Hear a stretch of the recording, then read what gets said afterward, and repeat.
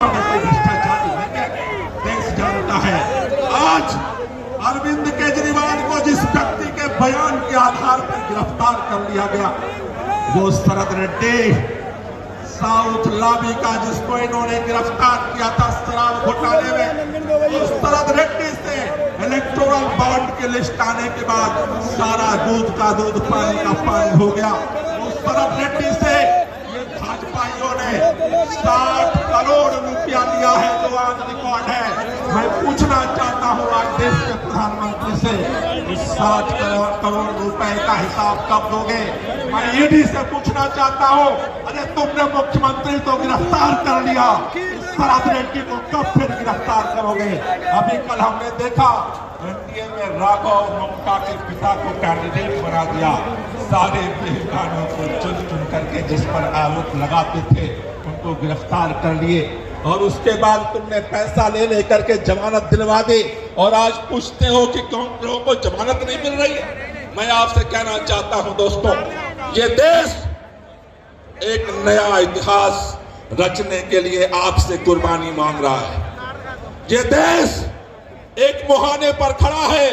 1942 में महात्मा गांधी ने एक नारा दिया था, करो या मरो।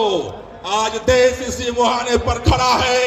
अगर ये लोकसभा का चुनाव बीत गया फिर इस देश की तस्वीर और इस देश की तस्वीर का आकलन करना आज मुश्किल है। इसलिए इस रामलीला मैदान में जितने देश के बेटे बेटियां आए हैं, जितने देशभक्त आए हैं, उनसे कहना चाहता हूं, ये करो या मरो का वक्त है।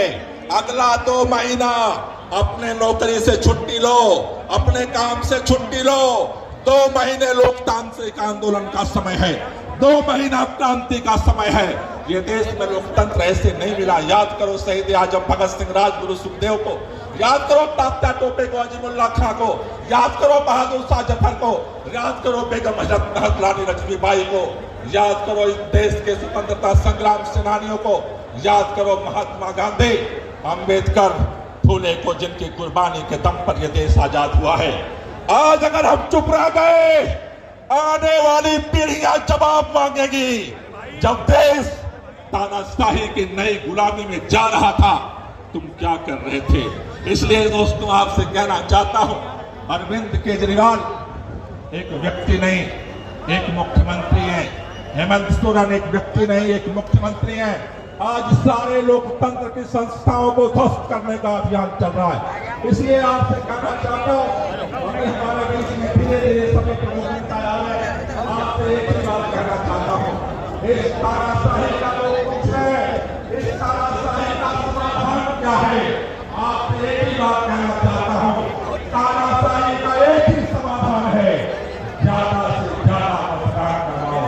अपने अपने इस घरों में जाना, पूरे देश में जाना, अपने अपने घरों में जाकर के एक रजिस्टर खरीद लेना। अपने दोस्तों की, अपने रिश्तेदारों की, अपने जानकारों की लिस्ट बनाना शुरू करो और सबको इस बात के लिए तैयार करो। इस बार में मतदान करवाएंगे, तानाशाही को हराएंगे और इस देश के अंदर स्वतंत्रता आंदोलन की जो विरासत है वो पर उसको हम बचाएंगे। आप सब लोग दिल्ली से देश में बढ़ाए, मैं अपने सभी वरिष्ठ नेताओं का स्वागत करता हूं और इस बात में धन्यवाद करना चाहता हूं कि आज अरविंद केजरीवाल की इस लड़ाई में इतना आशीर्वाद और समर्थन हमारे साथ है। आप सब बहुत बहुत शुक्रिया, बहुत बहुत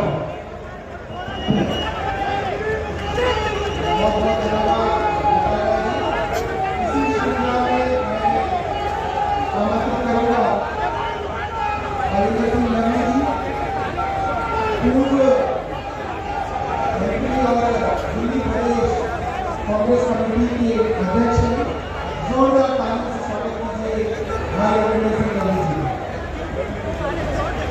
नमस्ते।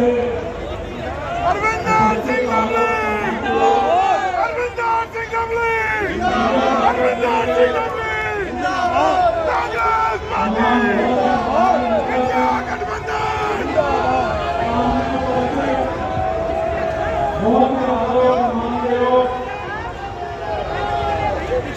भाइयों,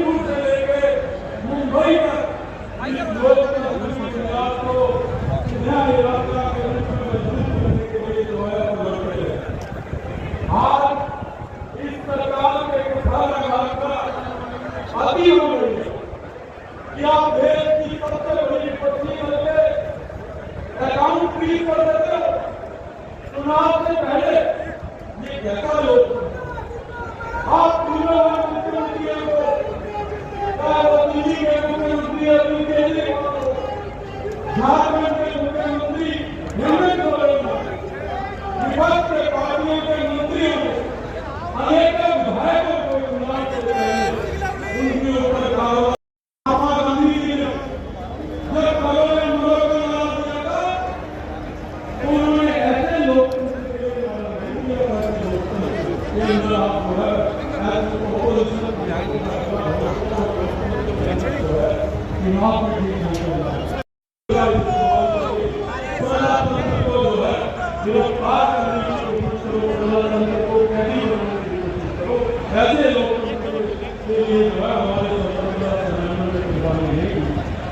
मैं दोस्तों ये कहना चाहता हूँ कि ये रैली जो है वो ये 2024 का जो चुनाव है ये खाली आम आदमी पार्टी कांग्रेस पार्टी इंडिया गठबंधन की तमाम दलों की पार्टी का चुनाव नहीं है। ये अपने घरों में बैठ के चुनाव की चर्चा करने का चुनाव नहीं है। ये चुनाव एक बात का फैसला करेगा कि हमारे आने वाली पीढ़ी का भविष्य कैसे होगा, तो किस तरीके के माहौल के अंदर किस तरीके के लोग वो साथ मिलेंगे। तो हमको इस चुनाव में अपने आने वाली पीढ़ी का भविष्य सुनिश्चित करना है। इस देश की लोकतांत्रिक परंपराओं को जिंदा रखना है। आज केंद्र की सरकार का क्या मतलब है, भारतीय दिल्ली के लोगों को सबसे ज्यादा